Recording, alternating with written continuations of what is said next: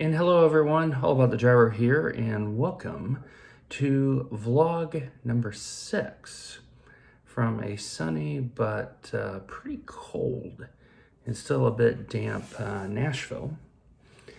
And I'm recording this video the day after participating in the 6 hours of Silverstone with Mountain Trout Racing Concerns in the Porsche 911. Today's topic: the future of GTE in iRacing. And so the premise of this is a very simple one. Both the ACO and IMSA, they are the two big sanctioning bodies for sports car racing these days, are ruling out the GTEs at the end of the 2021 season. IMSA specifically is going to do a 2-tier Pro and AM system based on GT3 cars.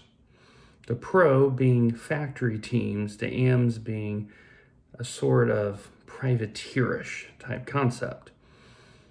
So this leads to the obvious question: how will iRacing mimic the real life?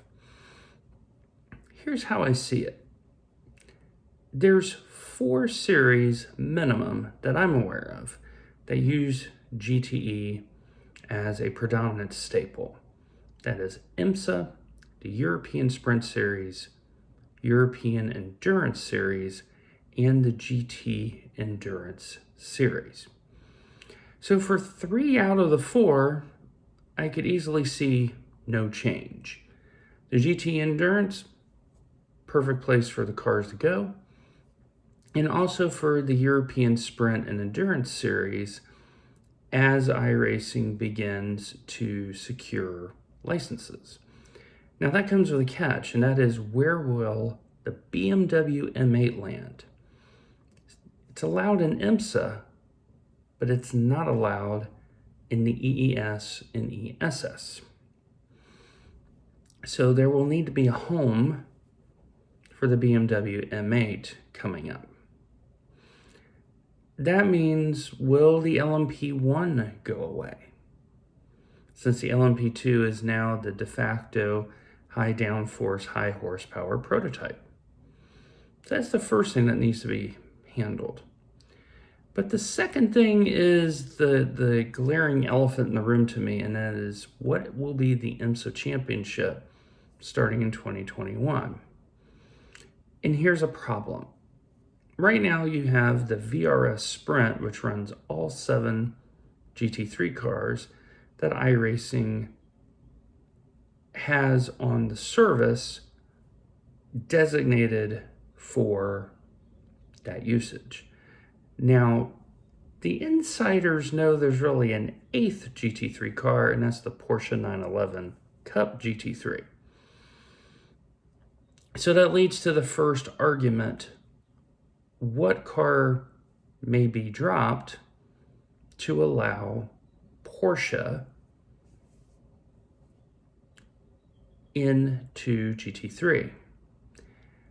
But there have been reports coming out that the Corvette is trying to convert their current GTE car to a GT3 car, which means there may be 2 cars that have to go away to accommodate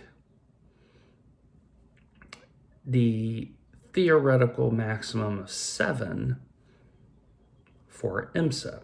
Because you figure they're going to keep the LMP2, they're going to keep the Lambo, and they're going to keep the BMW. So what 4 other cars will go in? So that leads to some very interesting sidelines. Firstly, will we get an updated McLaren? You figure a 720S, or what's the other one? I think it's a 640 coming in for their GT3 to update the McLaren. You have Ferrari with the 488 GT3. You figure Corvette may come in with a GT3, which will be interesting. But that's kind of the big questions is what 4 GT3 cars left, assuming you want to do 4, because I'll throw a monkey wrench in this in a moment, would you want to use? And that monkey wrench is LMP3. It's happening in real life. They have their own events called the Prototype Challenge. So what happens if IMSA says, okay, we want to get the LMP3 in, and now you have 2 different prototypes and 5 GT3 cars. What cars are missing out at that point? So you figure the Ferrari 488 is definitely not missing out because they have the fixed challenge. It is the gateway, so to speak, for D-licensed drivers to get into GT3. You have what will probably be a converted Corvette. That's definitely getting in because of popularity. And so that leads, assuming you get an LMP3, mind you, one last slot for GT3. And now you're having to choose between the Audi R8, which there's customer that buy that R8 and race it in real life. The Mercedes also raced in real life. What car is going to go in there if the LMP3 is enforced upon iRacers? And so it's very interesting what arrangement could happen, because certainly you're not going to want to get a Ferrari 488 GT3, race the Ferrari fixed, and then the next series to race it in is only VRS Sprint or VRS Endurance. There's a continuity question there. And so, yeah, it just gave me pause for thought of what will IMSA look like in 2021? Because for the other 3 series, GTE is going to live on. And I think it's going to live on for a while. It's a very popular car to drive. And not everyone likes to drive GT3s.